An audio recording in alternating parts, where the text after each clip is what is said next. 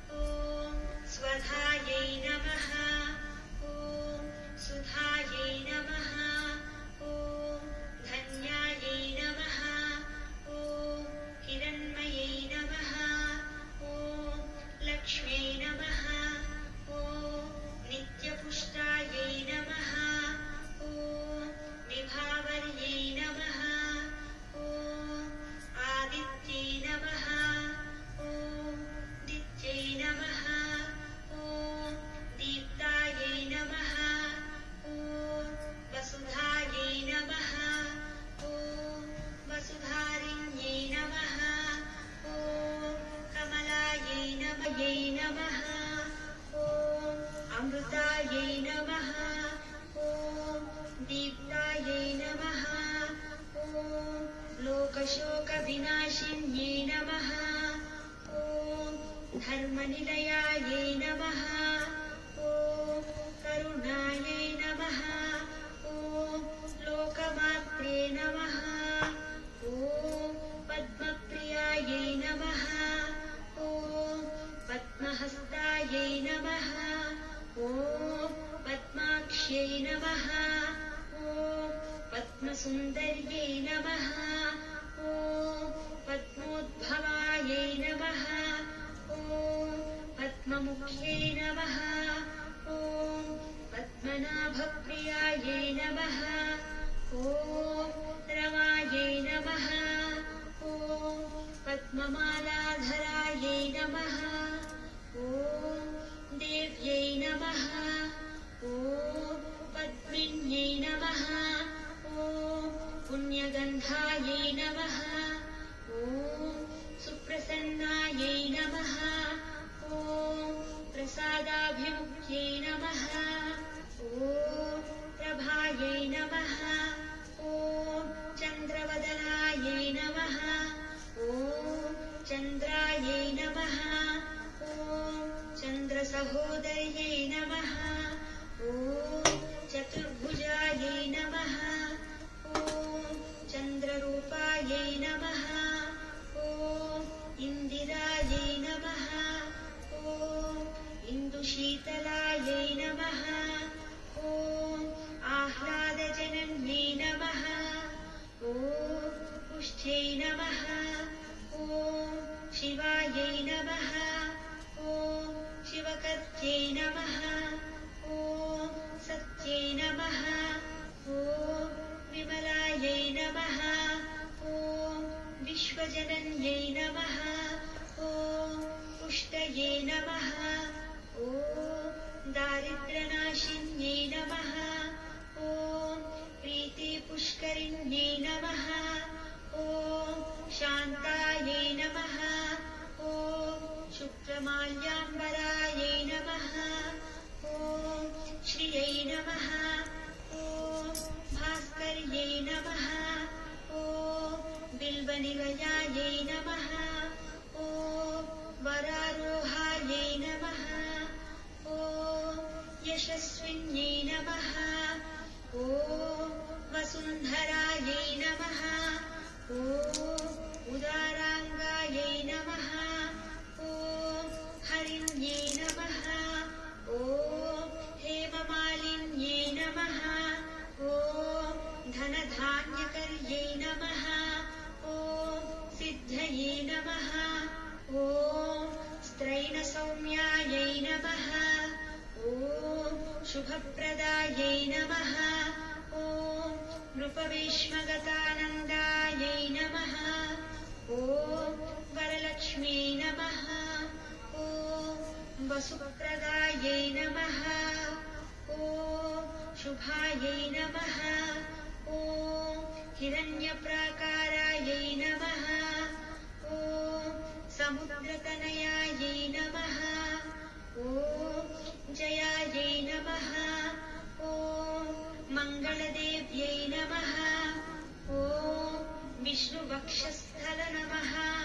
ॐ स्थितायै नमः। ॐ विष्णुपत्यै नमः। ॐ प्रसन्नाक्ष्यै नमः। ॐ नारायणसमाश्रितायै नमः। ॐ दारिद्र्यध्वंसिन्यै नमः। ॐ देव्यै नमः। ॐ सर्वोपद्रववारिण्यै नमः। ॐ नवदुर्गायै नमः। ॐ महाकाल्यै नमः। ॐ ब्रह्मविष्णुशिवात्मिकायै नमः। ॐ त्रिकालज्ञानसम्पन्नायै नमः। ॐ भुवनेश्वर्यै नमः। इति श्रीलक्ष्म्यष्टोत्तरशतनामावळि समाप्तम्।